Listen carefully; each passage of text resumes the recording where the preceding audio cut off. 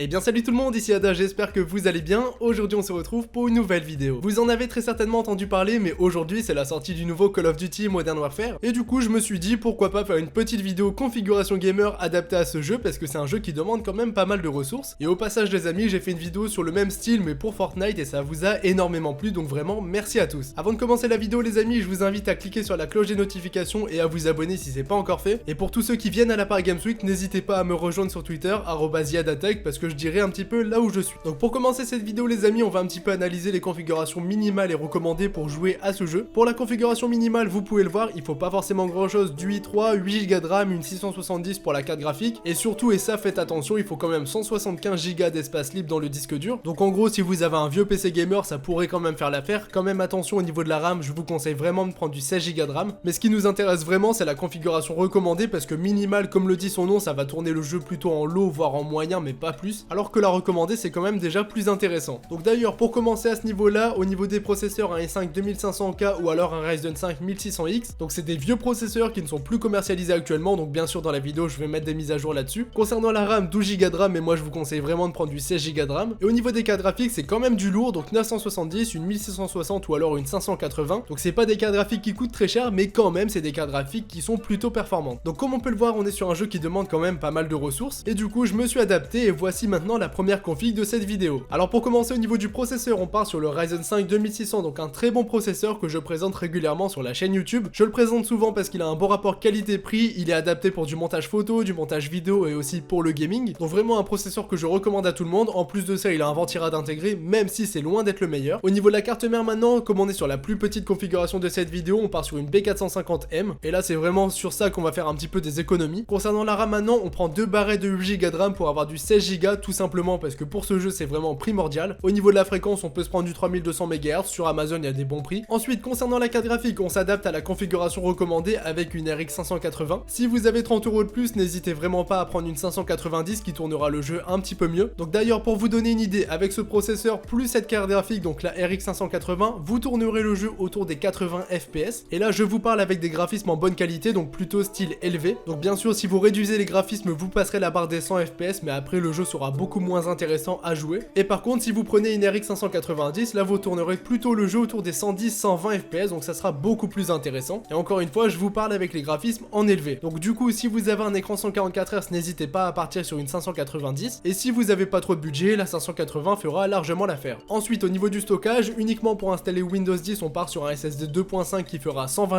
Go. Et pour le disque dur classique, 1 Tera ça fera l'affaire, mais après si vous avez beaucoup de choses à installer, sachant que le jeu fait 175 Go, dans ce cas-ci, vous pouvez éventuellement partir sur du 2 Tera, ça coûte pas beaucoup plus cher. Ensuite, au niveau du boîtier, le Aerocool Cylon, comme vous en avez l'habitude, il coûte pas cher, il est tout le temps en stock sur Amazon, donc n'hésitez pas. Et au niveau de l'alimentation, une 500 watts fera largement l'affaire. Donc là les amis, pour cette première configuration, au niveau du budget, on tournera autour des 630 €. Donc pour un PC fixe gamer, qu'on soit clair, au niveau des prix, c'est abordable. Après, si vous n'avez pas le budget, n'hésitez pas, prenez une console. Mais qu'on soit clair, ce jeu, ça demande pas mal de ressources, donc le jouer sur PC au niveau de la fluidité, ça sera beaucoup plus intéressant que sur console. Donc voilà pour la première configuration. Maintenant, on passe tout de suite à la seconde config. Donc là, la première config, on va dire que c'était plutôt de l'entrée de gamme. Maintenant, on va passer sur du milieu de gamme. Et c'est une config qui coûte pas forcément beaucoup plus cher et que personnellement, je trouve beaucoup plus optimisée pour ce jeu. Donc pour commencer au niveau du processeur, on prend le grand frère, donc le Ryzen 5 2600X. Donc un processeur qui a des bonnes capacités en overclocking et même de base, il est vraiment pas mal. Pour l'accompagner, celui-ci, n'hésitez pas à prendre un BeaCoyote plus raw qui tournera autour des 30 €. Mais si vous ne voulez pas l'overclocker, c'est pas forcément obligatoire. Au niveau de la carte mère maintenant, on prend une B450 Tomahawk Max. Donc c'est les cartes mères B450 qui sont aussi compatibles avec la 3e génération de chez Ryzen. Donc pour la suite, pour faire un upgrade, ça sera bien sûr possible avec cette CM, c'est pour ça que c'est intéressant de la prendre. Concernant la RAM maintenant les amis, 2 barrettes de 8Go de RAM, exactement les mêmes que pour la config d'avant. Au niveau de la carte graphique, là cette fois-ci, il n'y a aucun doute, on prend la RX 590. Donc une très bonne carte graphique qui coûte pas si cher que ça, elle tourne autour des 200 € environ. Et donc avec cette carte graphique, pour vous faire un petit résumé, vous tournerez le jeu plus ou moins autour des 130 FPS.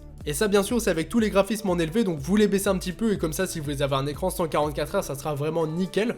Et après, si vous avez environ 100 € de plus de budget à consacrer sur cette config, vous pouvez prendre une RTX 2060 pour la carte graphique. Et là, celle-ci, elle sera vraiment large et avec les graphismes vraiment à fond, vous tournerez plus ou moins autour des 150 FPS. Mais après, les amis, la RX 590, ça fait largement l'affaire. Et après, pour le streaming, les amis, la RX 590, ça permet plus ou moins de le faire, mais après, vous allez devoir un petit peu baisser les graphismes. Donc en gros, pour tous ceux qui vont regarder, ce sera un petit peu moins intéressant. Et du coup, dans ce cas-ci, vous partez sur une RTX 2060 et là, vous allez pouvoir streamer sans problème. Mais après, encore une fois, pour le streaming, je vous conseille vraiment d'attendre la dernière config de cette vidéo. Ensuite, les amis, pour continuer avec cette config, au niveau du stockage, on prend 240 Go de M2 NVMe. Comme ça, on est sur du SSD ultra rapide, là où vous allez installer Windows 10. Et après, comme c'est un 240 Go, vous mettez aussi les logiciels que vous utilisez le plus. Mais bien évidemment, Call of Duty Modern Warfare, vous ne l'installez pas sur le SSD, tout simplement parce qu'il fait 175 Go. Et d'ailleurs, comme on est sur un jeu volumineux au niveau du stockage pour le HDD, vous prenez 2 Tera. Ensuite, les amis, pour en terminer avec cette configuration, au niveau du boîtier, on prend le Corsair Carbide Spec 05. Donc un boîtier qui est vraiment design, au niveau de l'airflow, c'est pas le meilleur, mais il est vraiment bon quand même. C'est un boîtier ATX, il y a tout ce qu'il faut, il y a de la place pour le cable management et ça vraiment très bien aussi. Et pour en terminer avec cette configuration, les amis, vous prenez une 500 watts ou une 550 watts, ça fera l'affaire avec cette config. Donc ça, les amis, c'était pour la deuxième config de cette vidéo, donc vraiment une config très intéressante. Au niveau du budget pour cette config, vous tournerez autour des 730-750 €. Comme c'est une config que vous allez pouvoir upgrade, on est vraiment sur un bon budget pour cette config. Donc si vous avez le budget, n'hésitez pas, le lien se trouve en description. Alors maintenant, les amis, pour en terminer avec cette vidéo, voici la troisième et dernière config. Donc là, c'est vraiment du lourd, je vous conseille vraiment de prendre celle-ci si vous avez le budget. Donc pour commencer, au niveau du processeur, on part sur le Ryzen 5 3600, donc la dernière génération de chez Ryzen. C'est un très bon processeur. C'est vraiment le processeur idéal pour le multitâche, donc en gros pour le streaming ça sera parfait. Et après bien évidemment montage photo vidéo, il y aura pas de problème. Au niveau de la carte mère, c'est la même que celle d'avant, donc la MSI B450 Tomahawk Max. Donc j'ai pas pris les nouvelles cartes mère X570 tout simplement pour une question de budget. Concernant la RAM, on ne change pas, toujours 2 barrettes de 8 Go de RAM cadencées à 3200 MHz. Après si vous trouvez plus, n'hésitez pas à prendre plus pour la fréquence. Concernant le ventirad maintenant les amis, le BICOYOT PureROG fera largement l'affaire. Concernant la carte graphique maintenant les amis, la RTX 2060 qui est la carte graphique que j'ai dans mon PC gamer fera largement l'affaire. Donc on est vraiment sur une bonne carte graphique. Là si vous prenez le jeu, que vous le mettez en full, vous allez tourner autour des 150 FPS. Et du coup si vous réduisez les graphismes, vous allez bien sûr passer au-dessus des 200 FPS, donc c'est vraiment intéressant. Et si vous avez encore un plus gros budget, vous pouvez partir sur une RTX 2070, mais la 2060 ça fait largement l'affaire. Même pour les jeux qui sortiront l'année prochaine, il n'y aura pas de problème avec cette carte graphique. Pour le stockage maintenant les amis, on reste sur la même chose que la configuration d'avant. Donc 240 Go de SSD M2 pour installer Windows 10 et les logiciels les plus importants. Et au niveau du HDD, 2 Tera, ça fera amplement l'affaire. Au niveau du boîtier les amis, vous prenez plus ou moins ce que vous voulez du moment que c'est du ATX. Mais là par exemple j'ai un petit Color Master sous les yeux et je vous le cache pas, je le trouve vraiment très joli. En plus de ça il a un bon airflow etc.